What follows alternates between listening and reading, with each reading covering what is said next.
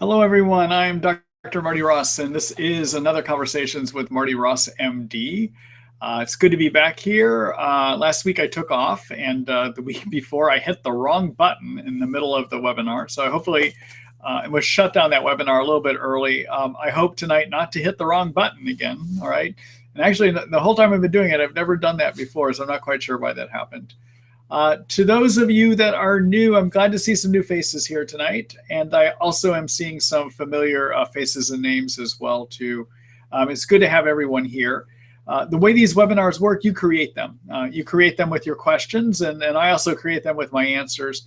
And to be honest with you, I may cover some of the same material from webinar to webinar, but they're never quite the same because there's always some kind of little twist that I might hit that I didn't do before. So if you feel like asking something, go ahead and ask it. I'll try to do my best job at answering it. I'm able to answer most questions, but not everything. Sometimes you all stump me, and sometimes you give me some new ideas and things that I need to look into that at times I actually wind up incorporating to some of my practices that I do here at the Healing Arts Partnership in Seattle, Washington, which is where my clinical practice is. And that's where I'm sitting right now, is in my office where I actually see people. So the way that you write questions to me is you get to write them in the chat box at the bottom of the screen. I see a number of people have posted their questions already, so we'll get to those here in a minute. When you are writing your question, I ask that you only hit the enter key one time, which is when you've completed your whole question. If you happen to hit the enter key while you're in the middle of writing it, it actually creates multiple questions from my end, which creates some difficulties in terms of my being able to manage things. All right, so just keep that in mind too. And then finally, if you're watching this live, you're going to be able to see, you'll see that I will be posting answers to, I'll be posting the question on the computer screen, and you'll be able to read it. If you are watching this in a recorded version, though, that won't be the case. In the recorded version, that question does not post to the screen. Okay, so I just want to make everyone aware of that as well, too. So with no further ado, let's go ahead and get started here. So I can go ahead and post up the first question. Hi, Peter. Let's see. Hello, Dr. Ross. Aka Yoda.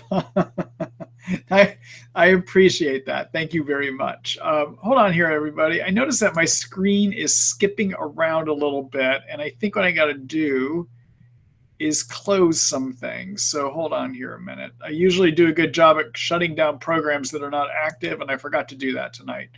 Let me try to get rid of some things so we can see if I get a better experience for you on your end. Hold on here just a minute.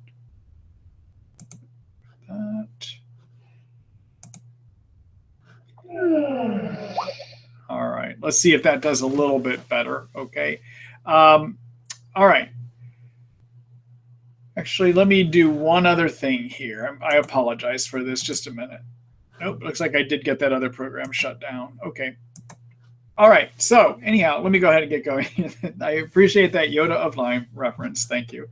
All right, so thanks for all you do for us. Since getting Lyme 5 years ago, I've become hypoglycemic and my blood sugar level drops. Oh, something's going on here. Let me try that again. And my blood sugar level drops very easily.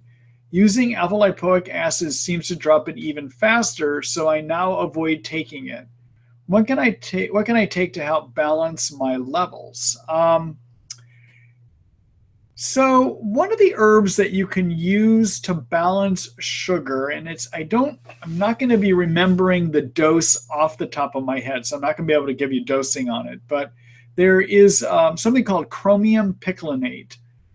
Is a nutrient that can be used to balance sugar levels. Okay, so that's one thing. You might want to look into that.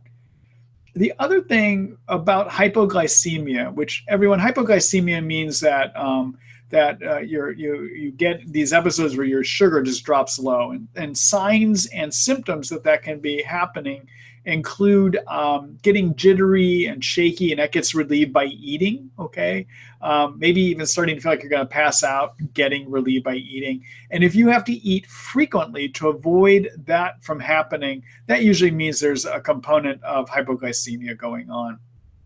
Hypoglycemia can be helped with the chromium picolinate that I talked about. But the other thing that regulates whether you have or don't have low sugar is actually your adrenal glands. And so sometimes these episodes of hypoglycemia are actually related to having low adrenal function.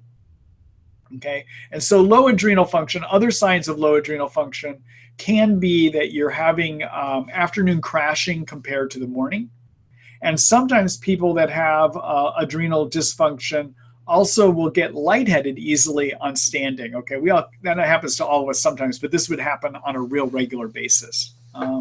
So one of the reasons that people can get lightheaded on standing is your adrenal glands make a number of things. Okay, so first of all, the adrenals make adrenaline. All right, so they make adrenaline that helps keep blood pressure up, for instance. All right. The adrenals also make a hormone called cortisol, which is a steroid, and something called DHEA, which is a sex steroid, okay? But then they also make a group of chemicals called mineral corticoids, and mineral corticoids talk to the kidneys and tell the kidneys to hold sodium and other minerals in the blood vessels. And whenever you're holding a lot of minerals in the blood vessels, like sodium, that attracts water into the blood system. And that water expands the blood volume so that when you stand up and your head goes up trying to defy gravity, actually you have enough blood volume to go up with your head so that you don't get, you don't have the problems with getting lightheaded, okay? All right, so that, actually I'm having lighting problems here tonight too, everyone. I'm having technical problems. Hold on here just a minute. Let's see if that goes a little bit better. I may have to turn those back on as we get darker here tonight too. I'm not even sure if I like that lighting right now either. My camera's picking up this, my camera keeps going dark and light here, so I'm not quite sure what the best setting is on the lights here tonight. We'll try it this way for a little bit. Anyhow,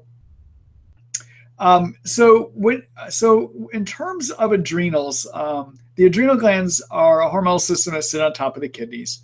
And when you have Lyme, they can dysfunction sometimes. And they can dysfunction because there's just too much stress on them, all right? But the other reason that you can get into dysfunction is all these extra cytokines that our immune system makes in trying to get rid of the Lyme infection. These cytokines, and many of you have heard me talk about them before, they're made by white blood cells to help fight infection, but in Lyme, they're made in too great of an amount.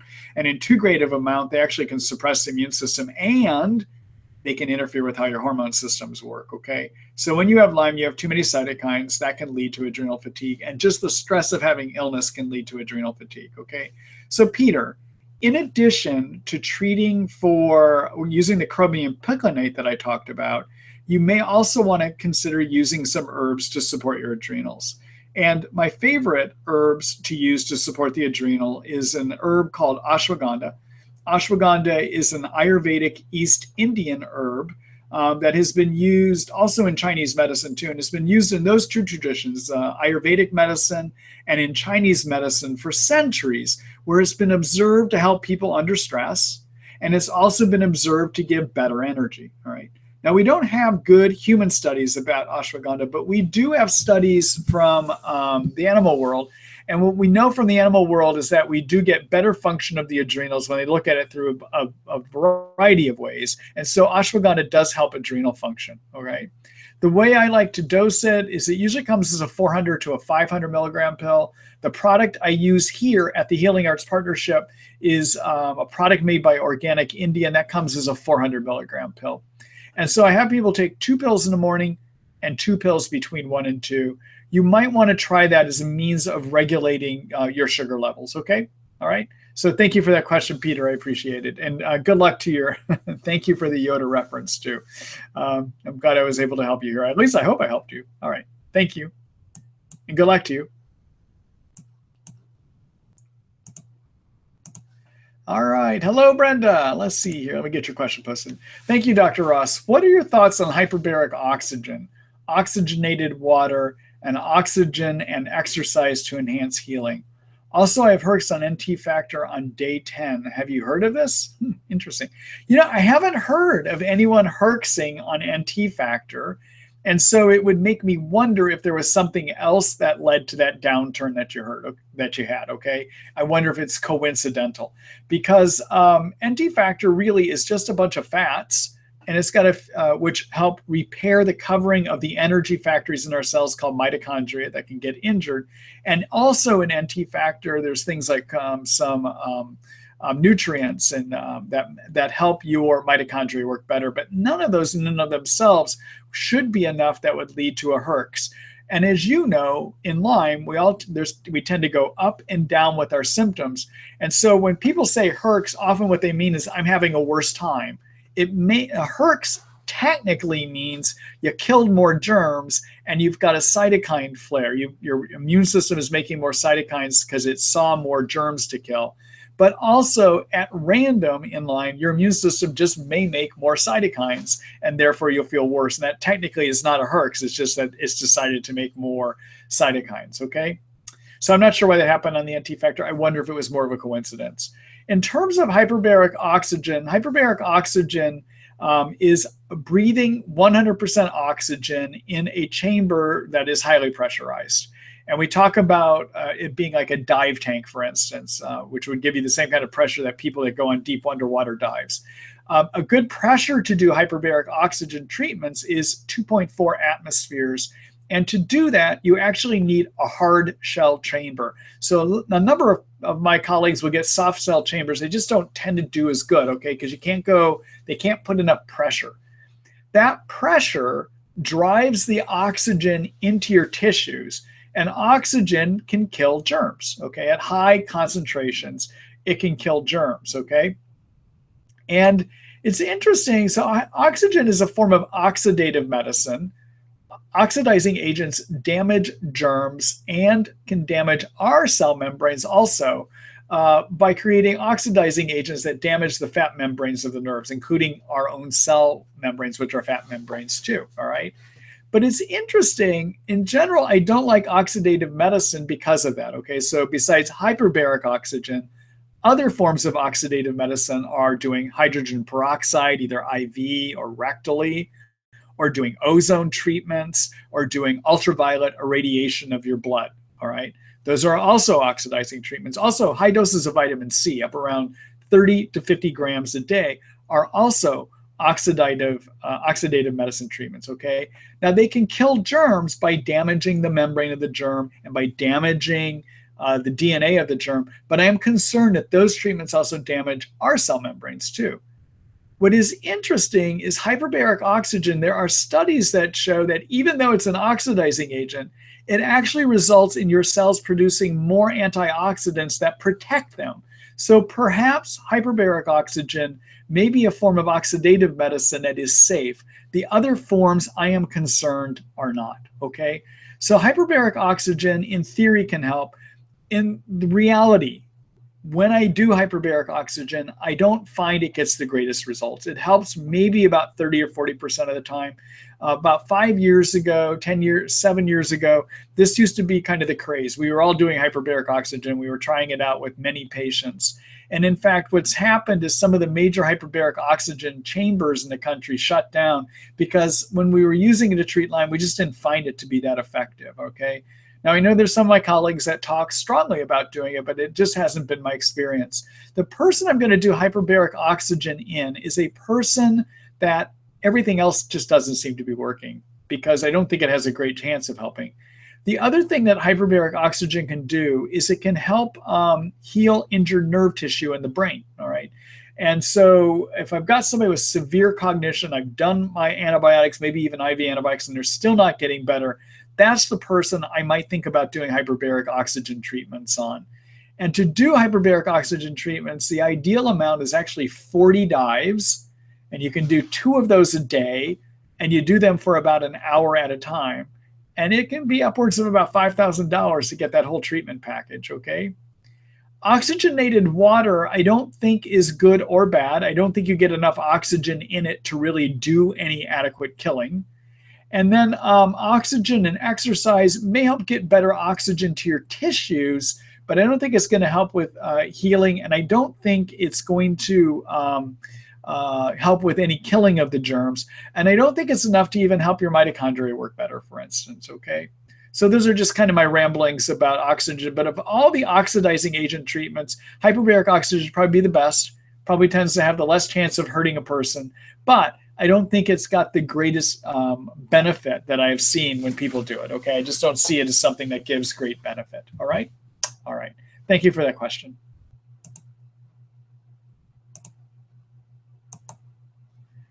All right, let's see here. Get rid of that question. That's yours. Let's see. Hello, Peter. Let's see. I'm not absorbing any B vitamins, even in high dose capsule or liquid form. What is causing this and what can I do to fix it? Peter, I'm not sure why you're saying you're not absorbing them. The one way that you can tell if you are absorbing them is if you're actually a sign that you can be absorbing your B vitamins is if after you have them, you start peeing yellow. Typically, B vitamins are going to give you yellow urine. Beyond that, I don't have a good answer for you. This is one that I would be stumped on. But if you're absorbing them, you're likely to be peeing out yellow, okay? And B12, on the other hand, may give you kind of an orange or a red color urine. But generally, most B complexes are going to give you a yellow color to your urine, okay? All right. Thanks for that question.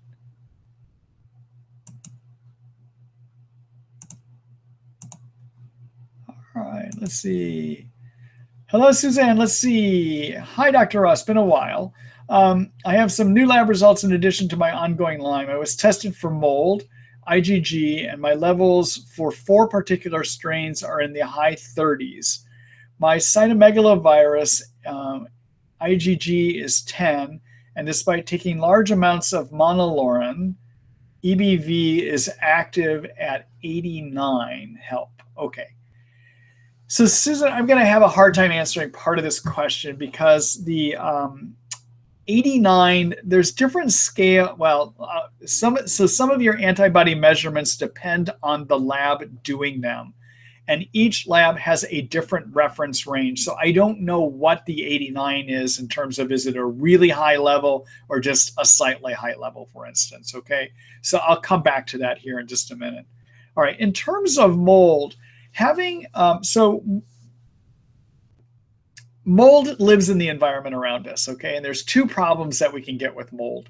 One is 25% of people that have Lyme, or actually 25% of all people, whether they've got Lyme or don't have Lyme, according to the work of a physician named Richie Shoemaker, he's been able to show that about 25% of us, when exposed to mold toxins, are unable to get them out of us once they're in us, okay? So if we are in a building with a lot of black mold, for instance, or another mold called aspergillus, for instance, we may breathe in those mold toxins, and once they get in us, we can't get them out. That's what happens in 25% of people, all right? And the reason that happens is a genetic defect that makes it so that your liver is not able to take those toxins and change them from a fat-based into a water-based form. What's supposed to happen is they're supposed to get changed to water-based form. They then get moved out into the intestines, and then we poop them out, all right? But if they don't get changed to the water-based form, they come out of the liver fat-based, and when they're fat-based, they get out in the intestines and they get reabsorbed again. So you just got this recirculating swimming pool of toxins that you can't get out of you, okay? So one problem of mold is toxins. Another problem of mold is that some of us have allergic reactions against them, or we develop antibodies against them, all right? So people with allergies will develop antibodies called IgE antibodies, and sometimes we'll develop IgG, but true allergies means that we develop antibodies that are called IgE antibodies. But some of us can have an ongoing immune reaction against the antibodies called IgG. IgG antibodies, once you make them, you will always keep making them. They're the memory of the immune system. And the fact that you've made them just tells me you've been exposed to mold in your environment. It doesn't tell me, though, if that is bothering you, okay? I can't tell by looking at an IgG level. If you were making IgEs, I would say, yeah, they're bothering you. You're having allergic reactions. But having IgG doesn't necessarily mean it's bothering you. And an IgG level does not tell me whether you're one of the people that has a mold toxin issue, okay? That doesn't result in IgG levels, all right? The way to find out if you have mold toxin levels is two ways. Number one, you can do a urine test to see if you pee out mold toxins. The lab that you could do that through is a lab out of Texas called Real Time Labs. But the problem with the real time test is it's almost a $700 test. It's quite expensive, okay? But it looks to see if you have 4 different mold toxins that have been absorbed into you, and seems to be a fairly accurate test. Dr. Shoemaker was just mentioning, would suggest that you do something called an HLA-DR test, which is a genetic blood test to see if you're predisposed to having this problem. But it's an expensive test. And to be honest, what I find out is if people don't have the genetic predisposition, they may still have this problem. And even if they do have the genetic predisposition, often it doesn't mean that it manifests. That having genetics doesn't mean that you actually get the problem, okay? So the best way to see if you have a mold toxin problem is either check the urine test or do an experiment. And the experiment you can do is to go on a mold toxin binder. And the toxin binders are either a prescription called cholestyramine or use a soluble fiber called pectin, and especially use something called fractionated pectin powder. And the way you do the fractionated pectin powder, which is a supplement, you do 1 scoop twice a day to 3 times a day. And if you do that for about 2 months, you'll be able to pull that recirculating pool out. If you do cholestyramine, that's a prescription you would work up to 1 scoop 3 times a day as well too. And you would do that for about 2 months too. Now, both of these can flare you up as you start, and you want to start only at 1 scoop a day of each of them, okay? So you bind them in the intestines, so you poop them out. So if you think you've been exposed to a lot of mold in your environment, and that seems to be related to your health not doing well, then I think you could either do the urine test, which is more ideal way of looking than your IgG antibodies, or go ahead and do the experiment with the mold binders, okay? Now, I'll show you here in a little bit an article. There's an article that you can look at to give you more detail about how you do the fractionated pectin powder and how you would go about doing the cholestyramine too. And I'll show you where you find that here in a little bit, okay? All right, now, in terms of cytomegalovirus and Epstein-Barr virus, these are common viral infections that occur in even healthy people. In fact, if we were to pull 100 healthy people off the street, we would find evidence in about maybe 10% of having elevated IgG antibodies against these viruses, okay? So and these are healthy people, okay? So having elevated IgG antibodies does not mean it's a problem to you. Remember, IgG antibodies develop after you've had an infection in you for a long time, regardless of whether it's out of you or in you, and they remain whether it's active or not. There is a theory that many of my colleagues use, and I'll consider using it sometimes, that says if you have extremely elevated IgG levels, that can indicate that the viruses have become active, all right? The problem is I don't know your scale to be able to comment on whether these are extremely elevated numbers or not. I just can't tell by the scale that you're reporting to me here because I don't have the normal range for the lab that you're using here, okay? Now, that theory is an interesting theory. There's one piece of research by a physician named Montoya that did show that in people with chronic fatigue syndrome that had massively elevated levels of IgG antibodies against HHV6 and Epstein-Barr viruses, that if they were put on a prescription antivirus medicine for 6 months, that around 50% of people had drops in their IgG levels and 50% of people had improvements in their energy of 30% or more, all right? So his study suggests that, yep, really high IgG levels do mean that that these viruses are active and they're hurting you, okay? But that's only one study. What I like to do is because there's always going to be that question as to whether an elevated IgG means that the germ is really active or not. I think a better way of looking to see if you have increased virus activity is to measure a test called a nagalase test, all right? And nagalase is an enzyme that is made in the skin of viruses. And in fact, it's made in the skin of the common viruses like HHV6 and cytomegalovirus and the Epstein-Barr virus. And is also can be made in the ones we don't even know to look for, okay?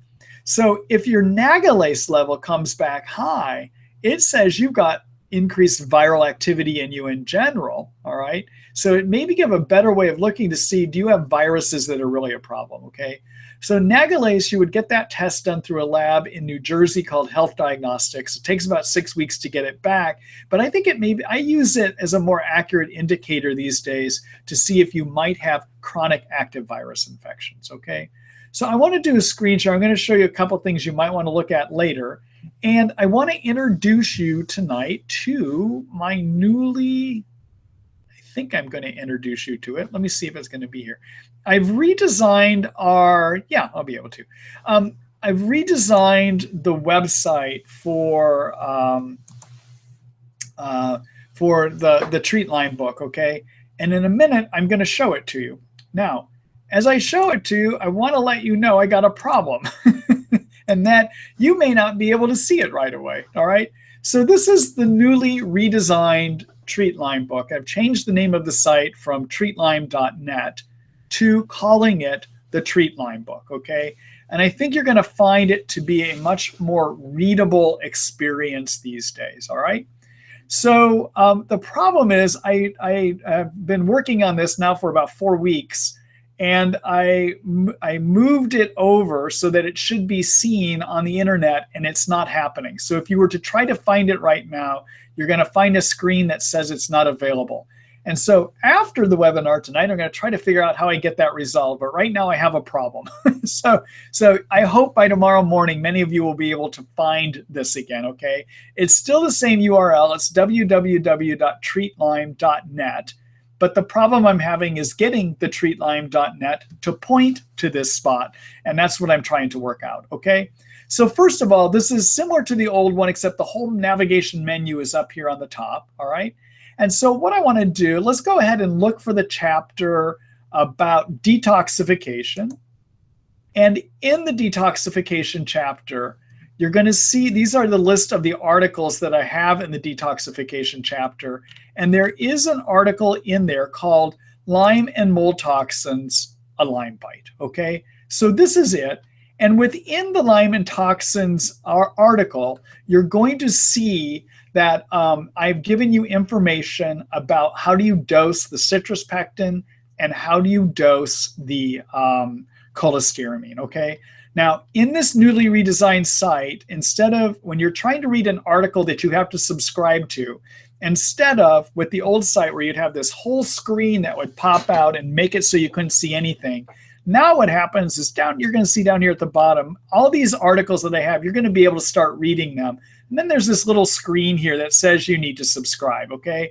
And in many of the articles, you'll be able to read many paragraphs into the articles before, so you'll get a better sense of whether you want to subscribe to the Treat Lyme book or not, all right? So that's where you're going to take a look at that Lyme and mold toxin thing tomorrow, okay? The other thing I would have you take a look at is the chapter called Infection Treatment Plans, all right? And in here, I have an article about the virus infections. And this is called When and How to Treat for Chronic Viruses, a Brief Guide, okay? And in here, I talk about testing, for instance, and also I talk about whether we need to treat them or not, to be quite honest with you. So take a look at that article. Again, I hope to have this whole site live, so you're going to be able to see it tomorrow after I fix the directing problems that are happening here, okay? Now, on the new site, I just want to let you know you can click over here on the Lyme Q&A webinar to sign up, or you can click over here on the left side on this online consult, okay?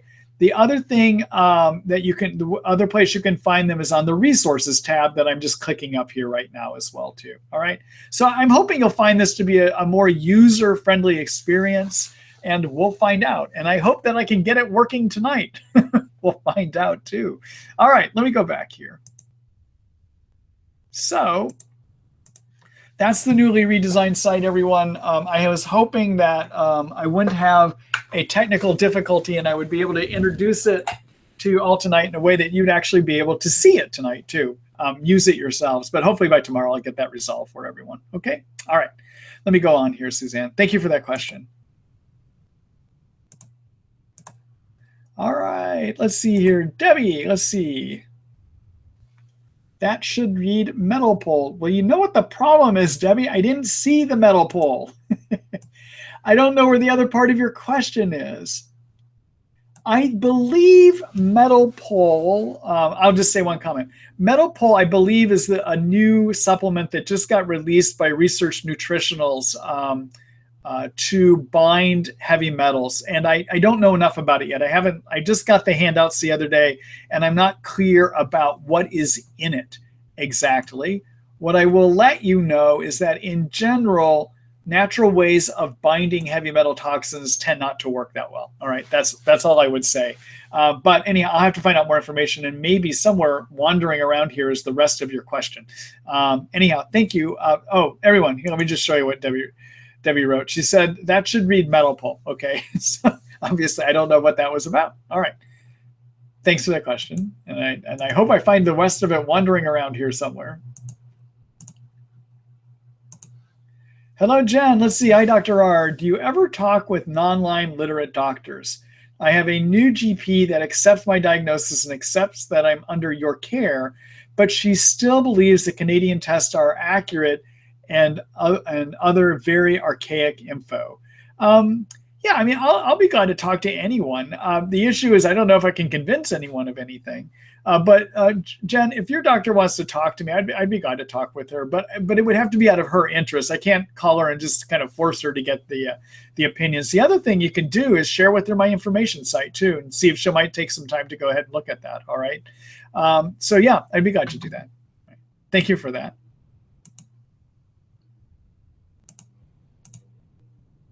All right, let's see. Hello, Lori. Thanks. I have severe burning issues in my major muscle groups and face. Also significant swelling in my face, arms, and legs. Some of the swelling is fluid retention, but not all. Any ideas why this might be happening and what could be done? Okay. So first of all, about swelling, swelling is usually due to inflammation, okay? And in some people with Lyme, they get a lot of swelling, and some people don't. So one thing to be sure that you're doing is working to lower inflammation. And the source of inflammation in Lyme is your immune system is overproducing a group of chemicals called cytokines, okay? Now, many of you have heard me talk about cytokines before, but let me just talk quickly about that, okay?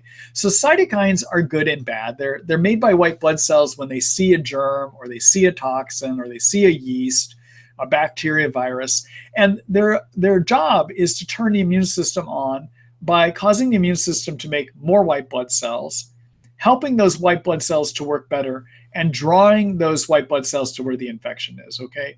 That's what's supposed to happen with cytokines. That's good. But the trouble is in certain conditions like mold toxicity, when you can't get rid of it because you don't have the ability to do it, okay? Or when you have chronic Lyme and your immune system isn't doing a good job getting rid of it, the immune system tries harder and harder and eventually makes too many cytokines. And too many cytokines give you most of your Lyme symptoms, okay? They can give you sleep disturbance. They make it so your brain doesn't work. They can give you fatigue. They make you hurt all over, all right? And they can give swelling. So make sure that you are doing things to lower cytokines. And the big thing to do is to take curcumin, which is from turmeric, the Indian seasoning turmeric. And I like people to take 500 milligrams 3 times a day. And for severe swelling, sometimes I'll have them take 1,000 milligrams 3 times a day. Okay, so that's one thing to do. In terms of the other things, just to be sure, your physicians should make sure, though, that your swelling isn't due to kidney dysfunction or dysfunction of your liver, okay? If you get into liver dysfunction and if you get into kidney dysfunction, those sometimes can lead to us holding more water in the body and we'll be swollen because of that, all right? The other thing they should make sure of with the blood testing is that you haven't developed anemia. If you lack adequate red blood cells, if you have anemia, that can result in fluid retention in the tissues too. And what the relationship is all those red blood cells in your blood system attract water into the blood system, okay? So your blood vessels have blood cells in them, And those, wherever there's particles in our body, that creates a type of pressure that draws water to them. Okay, so if you have a lot of red blood cells in your blood, that helps attract water into the blood vessels to expand blood volume. But if you have anemia that's really bad, you're going to leak water out of your blood vessels out into the tissues, and you'll have swelling from that as well too. Okay, now burning issues. Burning often means nerve injury. Okay, so you could be having burning issues because of nerve injury. And that usually is going to be more like touch burning. Now, you're also saying major muscle groups. So if this is burning deep in the muscles, that would be different than burning pain on the surface of the skin. On the surface of the skin means nerve injury, all right? But if it's deep in the muscles, it may mean that your muscles are being starved for oxygen, actually. And that can happen in Lyme because in some people with Lyme, having chronic infection causes the immune system to cause too many blood clotting proteins to be made. And those blood clotting proteins thicken up your blood, and it creates what I like to call sticky blood. Okay. And when blood gets sticky, that means it's not going to flow as easily into the very, very small blood vessels. And if it's not flowing very easily into the very, very small blood vessels, that means that your muscles at the end of those small blood vessels are not going to get enough blood flow and oxygen. And so you're going to have that kind of burning sensation from that. So one of the things that you could try for that, Lori, is to take an enzyme made by earthworms. Yep, I love how nature helps us here. It's called lumbrokinase. It's a 20 milligram pill, actually, and you do one pill twice a day. You want to take it on an empty stomach, away from both medicines and supplements by at least 1 hour either side of taking it, okay? But lumbrokinase breaks down those blood clotting proteins and can have the benefit of thinning that sticky blood out, if you will, okay? So you might want to try that. The other thing you might want to try is for that burning sensation is magnesium can sometimes help too. And for that, I would do about 400 milligrams at nighttime before bed, and often that'll be enough to help with some of that burning sensation as well, okay? So, Lori, I want to show you one article. I'm going to show everyone this. I think many of you may have seen this before already, but I'm going to show you an article. So I'm back on the newly redesigned website. I'm now calling it the Treat Lyme book, and it's still at treatlyme.net, though it's still the same URL. Again, as I said earlier, it may take through the evening for me to figure out what I did wrong that has this showing up at the wrong, not being able to be shown right now. But anyhow, I hope to have that worked out tomorrow. So here, what you want to do, look in the chapters, and there's a whole chapter that I have on Herxheimer reactions and cytokines. And it's here that you can find one of the latest articles I wrote called Control Cytokines, a guide to fix Lyme symptoms and the immune system, okay? And in here, again, I give you a little bit of a read here, but you'll have to subscribe to read the whole article. But in here, I give you many ideas about how to lower those cytokines, including using curcumin, but I have a number of other ones if using curcumin is not working for you, okay? So take a look at that article later then, all right? Well, hopefully later tonight if I can get that working. All right, so let me go back here. All right, so Lori, thank you, and good luck with everything. All right, let's see here. Hello, Ellen. Let's see, I'm taking a compound comprised of DMPS, lipoic acid, and bismuth substrate to break up the biofilms in conjunction with Tindamax antibiotic for Lyme. Can you tell me if you've heard of this and why it works? Thanks for all you do. All right, so biofilms, everyone are, yeah, I'll be glad to answer that, Ellen.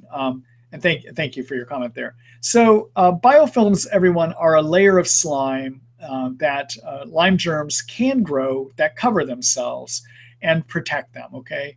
And they're really kind of complex entities. They are a sugar slime, a mucopolysaccharide sugar slime that is held together in a protein matrix made up of blood clotting proteins, actually. And within those biofilms, there are many different bacteria that live within the slime. And there's channels that bring garbage out and bring nutrients in. I mean, they're really pretty elaborate structures, actually. So they have their own microbiome of all kinds of different bacteria that live in them. They have like streets that bring garbage in, garbage out, bring nutrients in, nutrients out. And then they have this protein matrix that holds them together too. Now, in terms of what do we know that breaks down biofilms, okay? So our best work so far at looking at biofilms is some of the Lyme biofilms, that is the work that's been done by a researcher named Eva Choppy. That her last name is spelled S-A-P-I. And if you would Google her, you're going to see she's doing some of the most novel Lyme disease research in the country, as far as I'm concerned. She runs a lab out in New Haven, Connecticut that's researching Lyme. It's a bench science lab. In other words, it's not research on humans, but she is researching on doing laboratory experiments, basically, okay? And what she was able to show through some Petri dish experiments that she did a number of years ago, she grew Lyme and biofilms on Petri dishes, and she exposed those dishes to various things, various antibiotics and some herbs, okay? And on those experiments, she showed that tinidazole is able to break down 95% of biofilm. She was also able to show that the two herbs called banderol and cemento, that are antibiotic herbs that kill all three forms of the Lyme germ, that they removed 100% of the biofilm, okay? Her research is the only research that's been done on Lyme biofilms that shows that some things can break it down. And in fact, she also showed that other antibiotics can break down biofilms to a degree. So I think doxycycline, if I'm correct, breaks down 70% of biofilm. Flagyl, I think, breaks down about 70% of biofilm. But the antibiotics we use do have the ability to break down biofilm, all right? It's just some better than others. And banderol cemento break down 100% of biofilm. Now, there was another project she did, I think a couple years ago, looking at something called stevia. Stevia is uses an artificial sweetener. It's a plant. And stevia seemed to help break down biofilms too. The only problem is I haven't quite seen that same kind of benefit in humans when I've used it before, okay? But stevia has the ability to break it down too, all right? So those are the things that we know break down biofilms based on experiments, all right? Then there are the theories of what breaks down biofilms. And DMPS is being used because also within biofilms are minerals. And some of my colleagues think that if you can pull the minerals out of biofilms, that they'll break down and fall apart. I just don't see it work that well, to be quite honest with you. And so I know some of my colleagues do chelation agents as a part of breaking down biofilms, and that's what the DMPS is. That's what lipoic acid is too. Lipoic acid is a good antioxidant, but it's full of sulfur, and sulfur binds and pulls minerals out of things as well too. I don't think it's a good substance to be using, to be quite honest with you, okay? The other natural thing that I do like to use, though, which has a theoretical basis, it hasn't been shown in research, is to break down the protein skeleton of biofilms.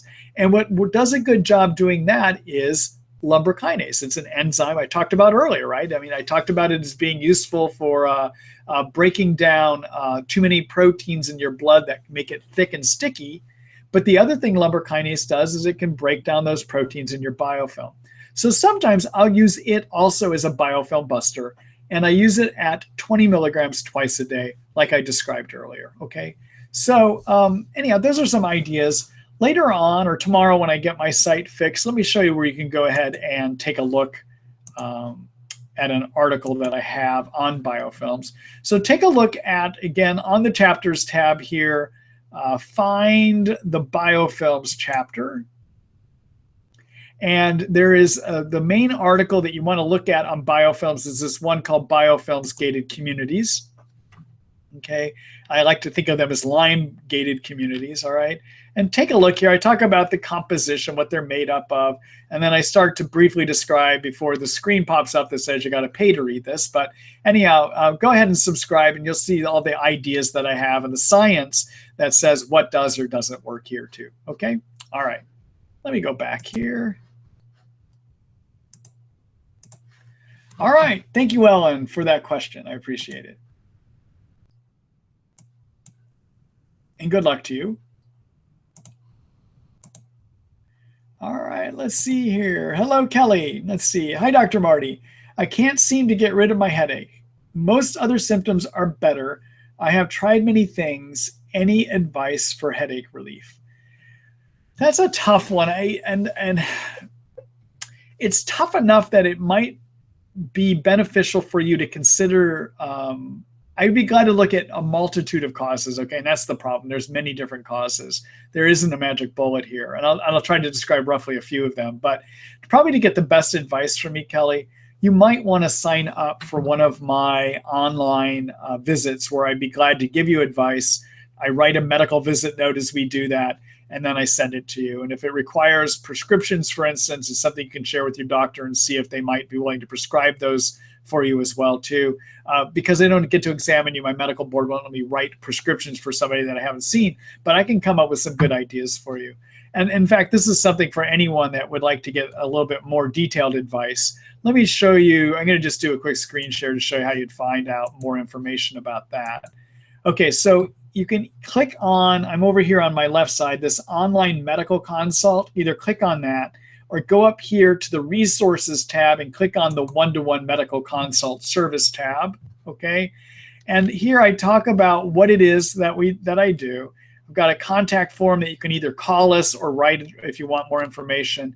But then take a look at the how it works section. I talk about how this process works and requirements and even a consent form that I need to have people sign if they're going to go ahead and participate in this, okay? And I just realized that when I moved this over to this new location that I forgot to put the consent form on there. So I'm just making a note here so that later I add that to it. This moving a whole website around, it actually kind of complicated everyone. It takes a little bit of work. So anyhow, take a look at that later. I'd be glad to help you look at some possibilities. Now let me go back here so that I can see you. Okay, so headaches have a few things. So headaches in the front of the head, for instance, that are not going away sometimes can be due to babesia. So we would want to consider, are you a person that has an ongoing babesia symptom? And if so, do we need to treat it?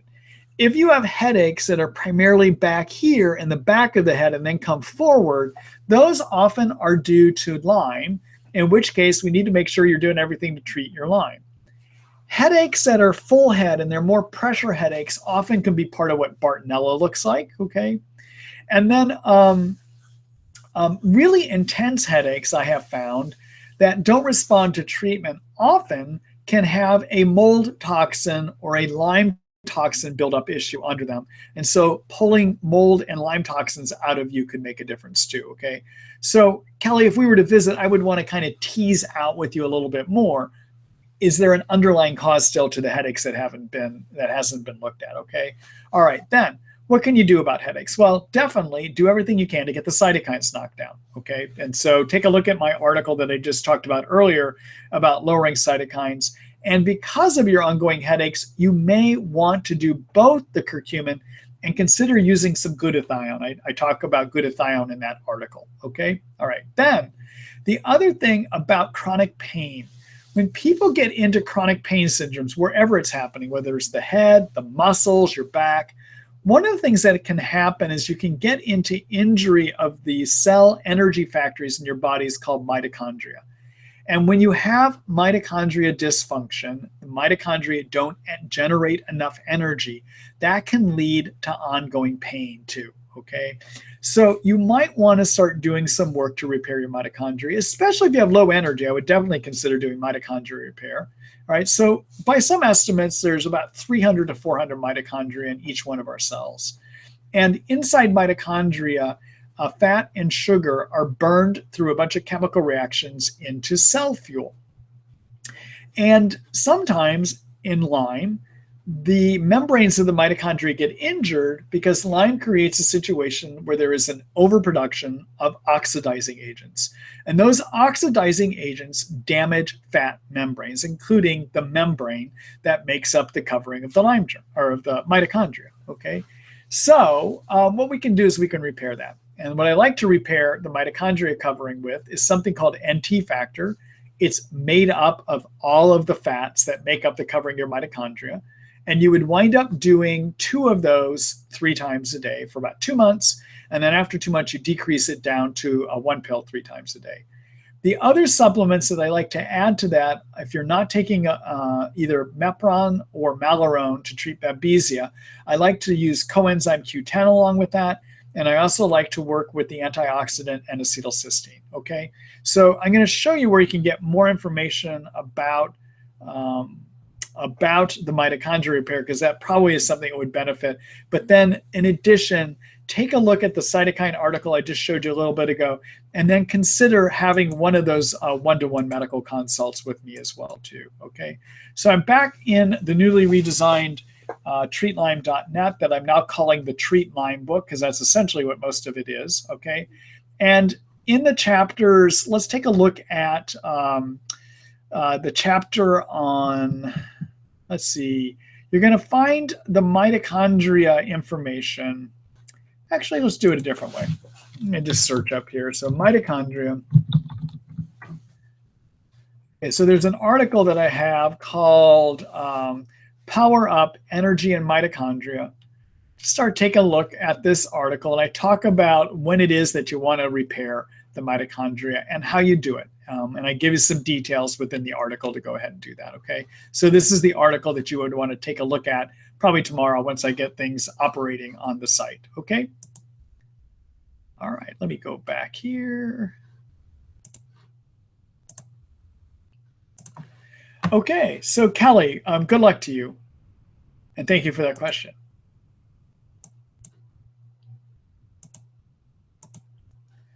All right. Hello, Lori. Let's see. Hello. I constantly feel as if I'm going to pass out or faint. With it comes swelling simultaneously. My ADH levels are high, drink plenty of fluids, am not dizzy, and do not have POTS. Any ideas why this could be happening? Thank you.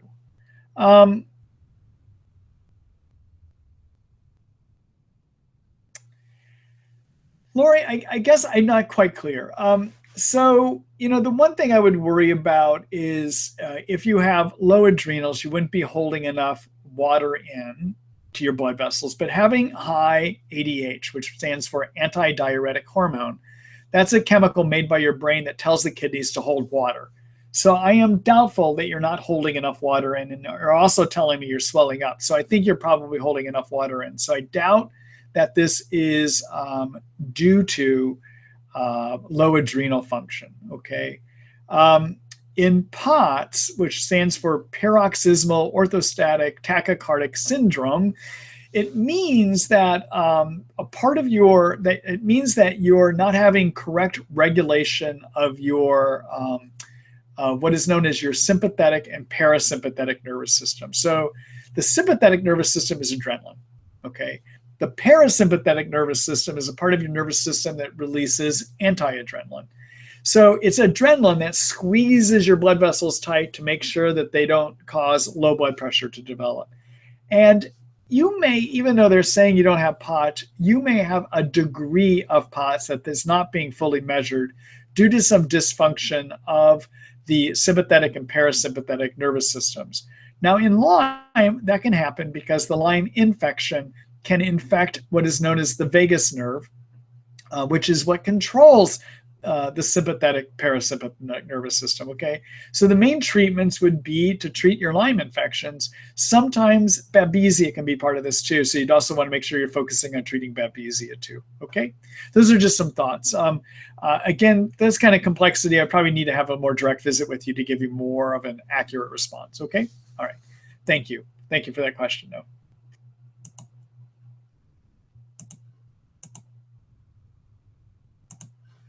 Hello, Sherry. Let's see. My doctor cut my dose in half after a month on antibiotics because of herxing, taking Bactrim, amoxicillin, Malarone, and Plaquenil. I'll eventually wrap up again to full dose. Is that okay, or should I have toughed it out? So, Sherry, there's no should here. So everyone, a Herxheimer reaction, and Sherry, a Herxheimer reaction means that your immune system, in seeing dead bug parts and in seeing toxins that get released from killing germs, has started producing a lot of excess cytokines. It's making more cytokines, okay? So a Herxheimer reaction is your immune system ramping up and super producing cytokines, all right? Now, in excess, cytokines, when you really get whopped by this, can actually suppress the immune system, and they can actually cause more ongoing injury. So if this was a bad Herx, I think it's okay to have pulled back on your treatment. Now, one thing I will let you know is Malarone, treating Babesia with Malarone, killing Babesia does not trigger a Herx. So I would have left your Malarone alone. I'd have kept treating your Babesia at effective doses. Plaquenil, which your doctor may have been using to treat cyst Lyme, or she may be using it to treat the Babesia. I usually don't find herxing from Plaquenil. That's another one I would have left you on. The Bactrim, I'm not quite sure why your doctor is using Bactrim. Bactrim is also something that can help Babesia. I don't find it helpful in Lyme. And we can use it sometimes to treat Bartonella. Now, treating Bartonella and treating Babesia do not give Herx reactions. Sometimes the things we use to kill Bartonella and use to kill Babesia may also kill Lyme, which causes a Herx, but the act of killing Bartonella or the act of killing Babesia does not cause a Herx, okay? So with your regimen, I don't know, I probably would have left you on the Malarone, and I might have even left you on the Bactrim while knocking the amoxicillin down. That's just what I would have considered doing. But it's okay to slow down the intensity of your treatment if you're really getting belted by this thing. And I don't think you've hurted yourself. You've hurt yourself by doing that. Now, take a look at that cytokine article I was showing you earlier, or I have a specific one called Herxheimer reaction, inflammation run amok that you can take a look at and see if within that article, those articles, the Herxheimer article, you're going to see many ideas that I have for watching your Herx reactions, okay, or managing your Herx reactions, all right? Okay, good luck to you, Sherry.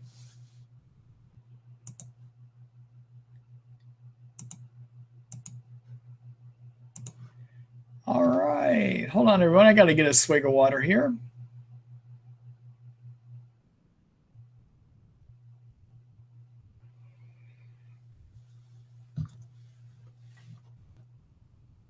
Okay, hi, Lori. Let's see. Is low back pain and heel pain Bartonella or Lyme? What can I do to get rid of the weakness on my legs and hands? Would this be mitochondria issue or nerve issue? Okay. So low back pain and heel pain, I don't think of as being Bartonella. I just think of them as being inflammatory, probably more Lyme related, okay? That's how I tend to look at it.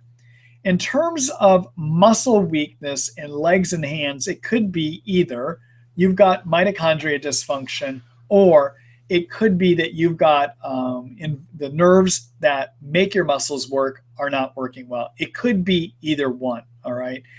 But in either way, supporting your mitochondria will help the nerves work better and also help the muscles work better. So this is one of those situations that you might want to take a look at my recommendations on how to repair the mitochondria, because the same steps that you use to repair mitochondria also repair nerve injury as well too, okay? So take a look at that article called Power Up Energy and Mitochondria. That'll give you the information you need, Lori, okay? All right, good luck to you.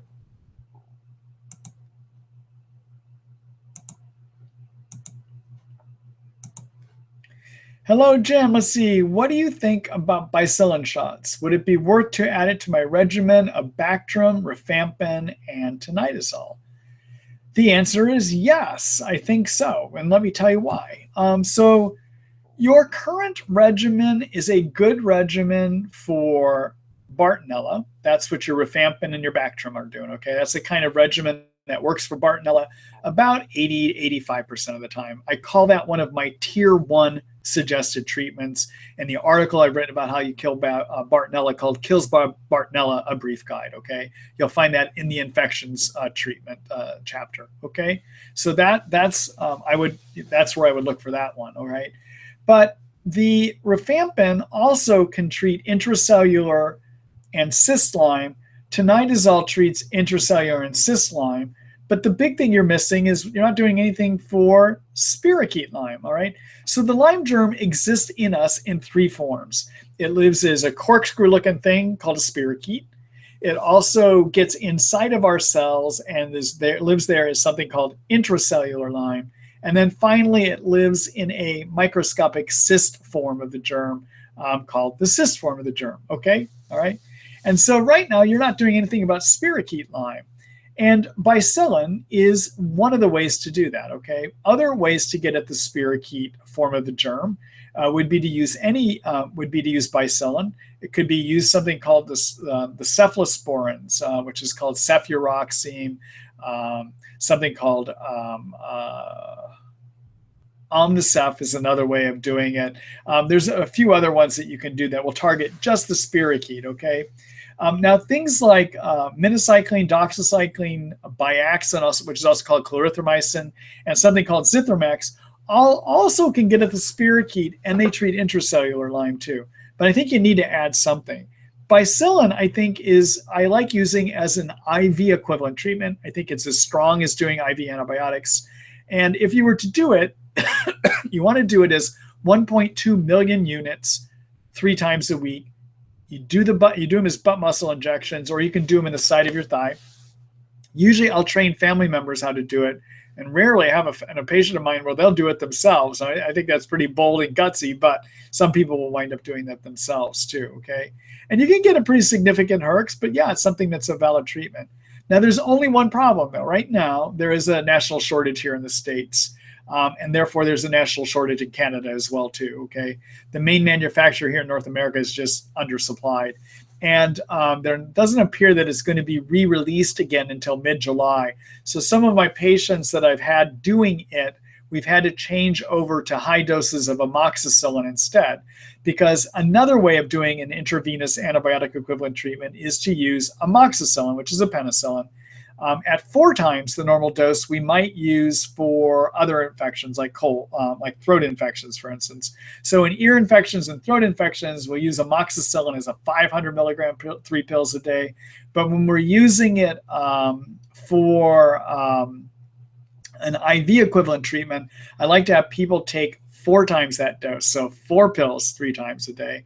That can be a pretty strong way of doing it as well too, okay? So Jim, yep, I think it would be good. I think you're missing coverage for the spirochete form of your germ. If you want to read more about all of this, let me just do a quick screen share here again.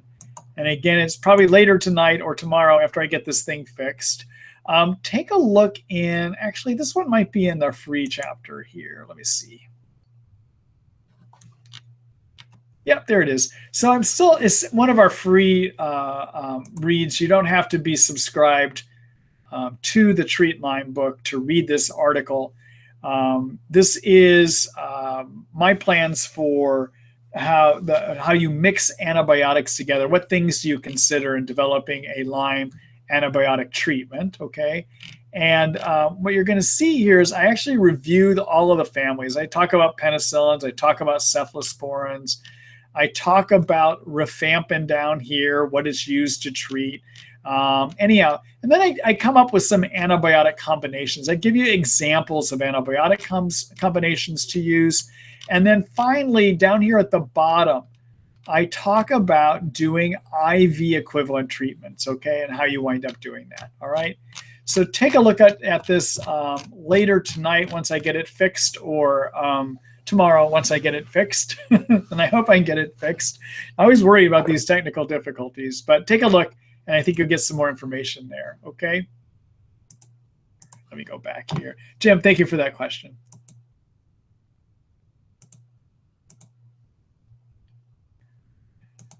Hello, Victoria. Let's see. What do you think of Plaquenil for treatment with herbals like Cemento? Also, what do you think of Plaquenil for treating autoimmune diseases like lupus? Thanks for your help. Okay.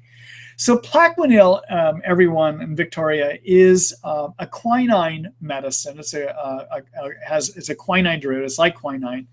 And it was originally designed to treat malaria. But we find it doesn't do that well for malaria, so we don't use it that way anymore. It is, however, found to be useful at reducing inflammation, and specifically at reducing inflammatory chemicals that are called prostaglandin inflammatory chemicals that are found in autoimmune illnesses, meaning where your immune system turns on you and starts attacking you or your tissues, causing arthritis, like lupus arthritis, or like rheumatoid arthritis, or like Crohn's disease, for instance, which is arthritis of the intestines, okay? So Plaquenil can be useful in those situations. So it can be useful for autoimmune diseases in terms of helping with the inflammation. Now, is it useful in terms of Lyme, killing Lyme? So here's what the controversy is. Many of my colleagues use it to treat the cyst form of Lyme, but I don't anymore. And the reason is about maybe 7 years ago, there was some conflicting research that came out that shows that it might actually increase the formation of Lyme cyst, okay? So it may lead to more Lyme cyst formation. So even though we use it to treat the cyst form of Lyme, it actually may be making the problem worse. So based on that science, I just don't use it, okay? Do you get any help from using it along with Cemento? No, I mean, I think in terms of killing Lyme, no. Would it help with inflammation? Yeah. Now, if you're going to use Cemento, though, I highly recommend you combine it with Banderol. So Cemento is cat's claw, and Banderol, excuse me a minute here.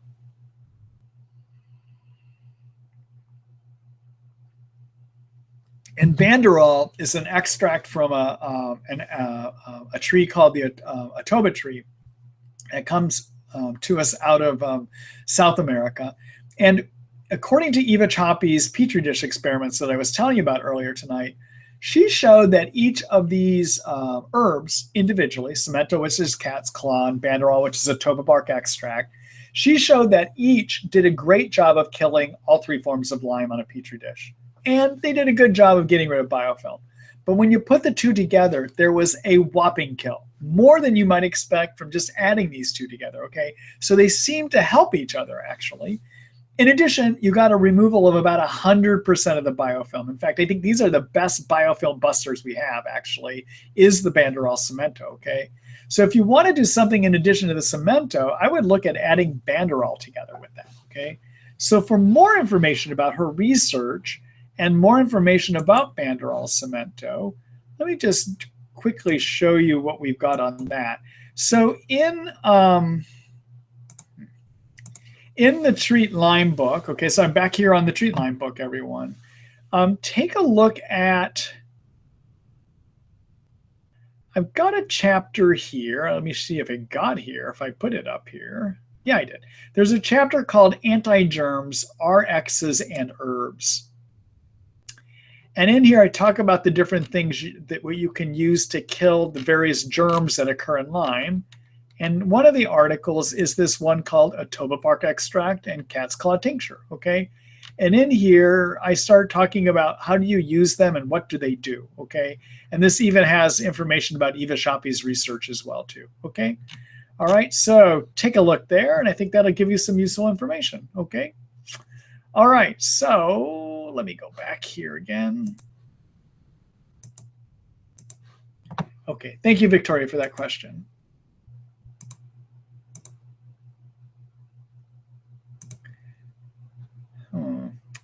Ellen, I think there's a part of your question that didn't get posted here, so I apologize. I'm not going to be able to answer whatever that was about.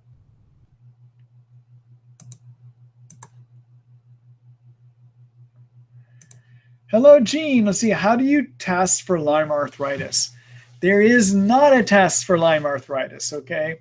So that's specific for Lyme arthritis, all right? So in rheumatology, when we're looking to see arthritis, if we're looking to test for various kinds of arthritis, one of the blood tests we can do is something called a rheumatoid factor.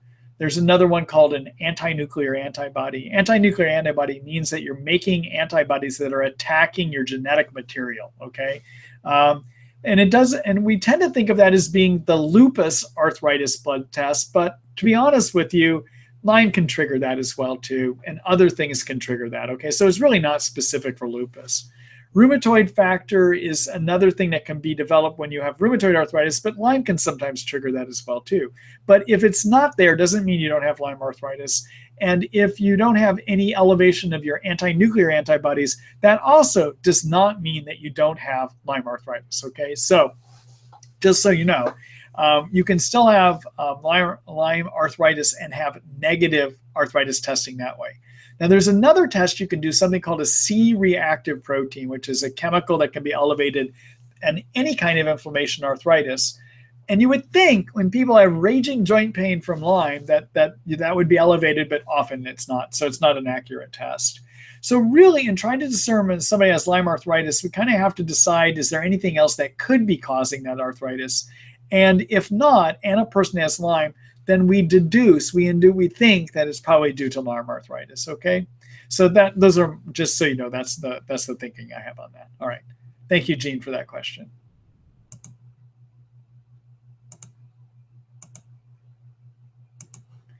Hello, Gloria. Let's see. Thanks, Dr. Ross, for helping us. You're welcome. After 9 months on combined antibiotics and other supplements and meds, I'm now on tinidazole and Teasel and herbal. Are you familiar with Teasel? Yes, I am. So my favorite 2 herbs to kill Lyme, I mean, you all know it, I've said it a number of times tonight, are Banderol Cemento, just because I see clinically that they work about 85 to 90% of the time. And that's supported by that great research of Eva Choppy from a couple of about, I think it was 2010 is when her experiments came out about Banderol Cemento, okay? So clinically, I see them work. That's the big thing, okay? Now, there are other herbs that can be used to kill Lyme. And many of these were first discovered because they treat syphilis, which is another spirochete. And so in the days when we didn't have antibiotics to treat syphilis, people would do herbs, all right? So andrographis, for instance, is one, and teasel root is another one. Teasel is interesting. Most of these other herbs like teasel and andrographis, and then out of the Cowden protocol, we have something called enula, and then there is also kumanda. These other herbs, generally, I only find work about 40 or 50% of the time. I'm not that thrilled with the majority of herbs, okay? However, I've recently been going back and re-looking at using teasel again. And I think I may have underestimated before. I think it's maybe about a 50 to 60% of the time that it can work, all right? So could it help you? Yeah. I give it maybe that 50, 60% odds chance that it's going to make a benefit. And the only way you're going to really know is to give it a try. It likely does get at all 3 forms of the Lyme germ. And I don't see any problem with you combining it with tinidazole either, okay? All right. Yeah. Good luck to you. And thank you for that question, Gloria.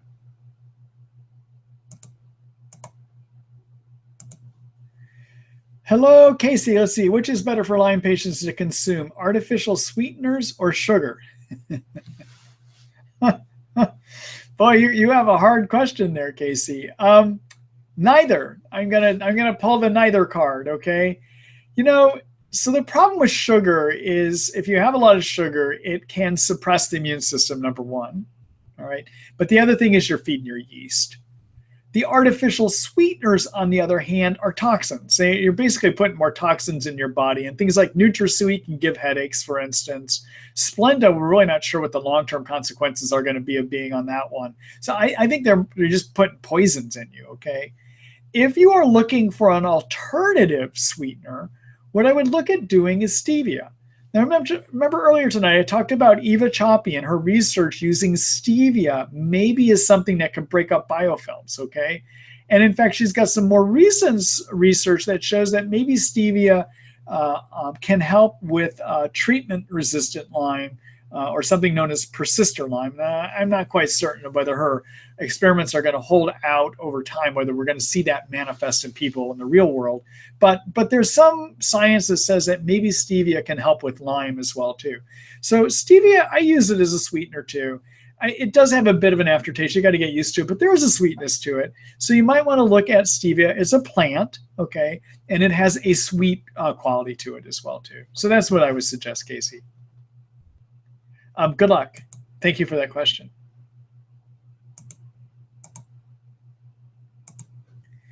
Hello, Sarah. Let's see. Is it possible that after active Lyme disease has resolved, that inactive dead spirochete matter can reside in muscle tissues or joints, causing inflammation and pain? If so, what can clear this out?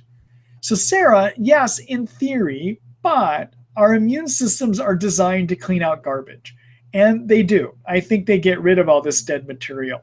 At least that's my impression. If we look at research, there's nothing that says that it does remain. What our infectious disease colleagues, the people that want to put their heads in the sand and say there isn't chronic Lyme disease, will tell us is they don't think anyone really has chronic Lyme. What they think is that after having Lyme in you, that the immune system is triggered into continuing inflammation from having seen the Lyme, but they're really not postulating or thinking in any of their research that these dead bug parts are still in a person, okay? So generally, it's our bodies will reabsorb this, okay? All right? All right. Thank you for that question, Sarah.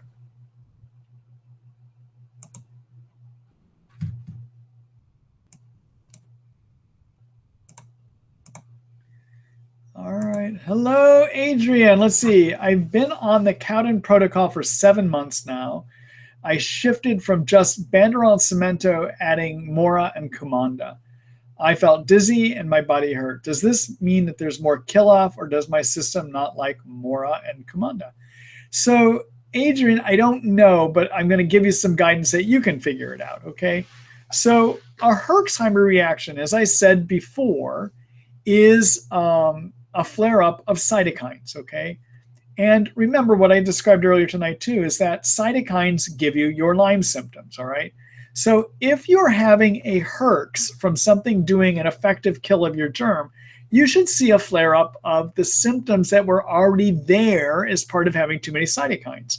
So usually that means body pain gets worse, your thinking gets worse, and you may have more fatigue. Those are kind of the common Herxheimer reaction symptoms, okay?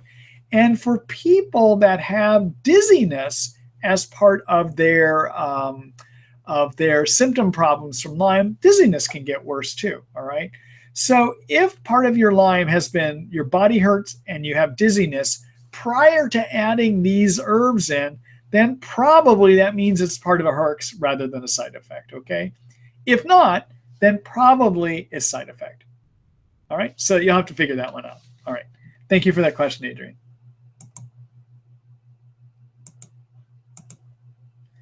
All right, let's see. Hello, Sue. Let's see. How do we tell the difference between a Herx and an allergic reaction? My face started itching 15 minutes after taking diflucan. About 2 hours later, I broke out an itchy welts on the chest and back. This has happened 3 times, and each episode is worse. Should I avoid diflucan? Yes, you should avoid diflucan. That's an allergic reaction, okay? Remember what I was just saying about a Herx reaction. It's going to be an underlying worsening of what's already there. All right, itching does not happen as part of a Herx. That usually means your body's making histamines, and histamines are made in reaction to things we're allergic to. Welts are a histamine reaction, okay? So this is allergic to, you're allergic to the diflucan. And it could be, you may be allergic to the rest of the members of that family, although not necessarily. But that family is called the azoles, and within that family, so the azoles are diflucan, which is fluconazole, azole, okay? There's ketoconazole, there's itraconazole, also known as sporanax. Another thing you could try, though, I would probably stay away from that family. I might consider trying something called Lamisil, which is approved to treat toenail fungus, but can also do a good job at getting rid of yeast in the intestines about 80% of the time, okay? And that would be a 250 milligram pill, one time a day. So that might be something that you consider. And then Sue, if that is a problem, or if your doctor won't prescribe that, let me show you what you might want to take a look at, okay? So again, I'm back in the Treat Lyme book. So you can either look in our chapters here, you can look at the yeast chapter, which is somewhere in here, there it is. Or you could go up here to the search bar or to the search index here and just search yeast, okay? But in my yeast chapter, I've got a guide on how to kill yeast. What are the steps that you need to do to get rid of yeast, okay? And so take a look at the article here. I talk about options that you have, but that'll give you some good guidance on that, okay? All right, so let me get out of here. And again, you'll have to probably look at that late tonight or tomorrow if I can get this mess I have fixed, okay? Thank you for that question, by the way, and good luck to you. Hello, Greg. Let's see. Dr. Ross, greetings from Sydney. Greetings back. Thanks for a wonderful resource. You're welcome. I have HME and cytokines are very high, interleukin 4, 210, which is a cytokine, everyone. I'm using supplements as you suggest, but note Buhner has specific antimicrobials to lower interleukins, or the interleukins. Do you have a view on using these to lower cytokines? Thanks. So the things that lower cytokines are curcumin, okay? And then Buhner also will recommend resveratrol, also called, which you can get as part of Japanese knotweed. Resveratrol, Buhner thinks has antimicrobial properties. I don't actually, but I do think it can also lower cytokines. Okay, so I think that would be reasonable. So you might combine curcumin along with resveratrol would be a way to go. And then other things that you could use that would lower cytokines include either black tea or green tea extracts. They have substances in them that can also lower cytokines as well too. Okay, so those are some thoughts for you to consider. All right. Good luck to you. And yes, ultimately, Greg, killing germs is going to lower cytokines over time. Anything you do to kill germs is going to lower cytokines over time because there's what's stimulating the cytokines to be made. Okay. All right. Good luck to you. Thank you for that question.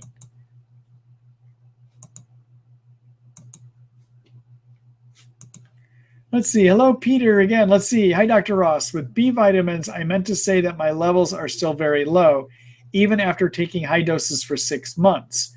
What might be causing the levels to remain low? Got it.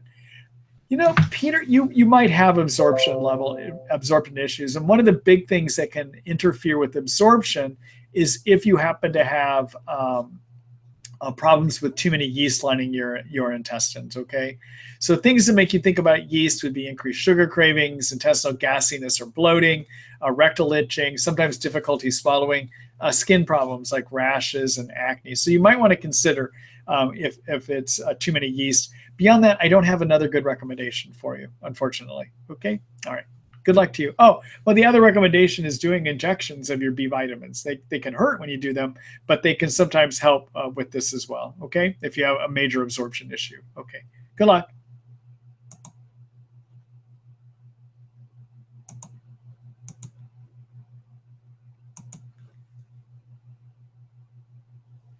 All right, let's see here. Hello, Gene. Let's see. Can macular holes caused by Lyme disease? Can macular holes be caused by Lyme disease? Gene, I am not aware. Macular holes, everyone. Macula is a back part of your eyeball. And so I'm not aware of it being caused by Lyme. Okay? All right. Thank you for that question. Let's see. Adrian says screen share is not working. Black screen. I would appreciate if those of you that are listening in would write to me if that's happening to you too, because I've had this happen before, Adrian, where one person or two person would have the problem, but the majority of people don't. So for those of you that are still here hanging out with me an hour and a half into this webinar, would you please write to me here, post a message to me and say whether your screen shares worked tonight or did not work? I would appreciate that. Thank you. And Adrian, I'll have to look into it. If there is a problem, I will look into that. Thank you.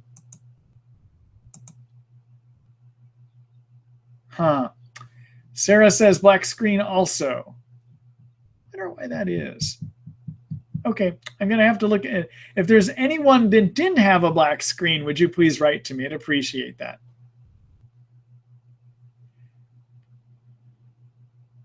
Did not work. They're not working tonight. Okay. I'm not sure why that's happening. I can assure you it doesn't have to do with the new website, but I'm not clear. I'm going to have to look into that. Thank you, everyone who responded. I appreciate that.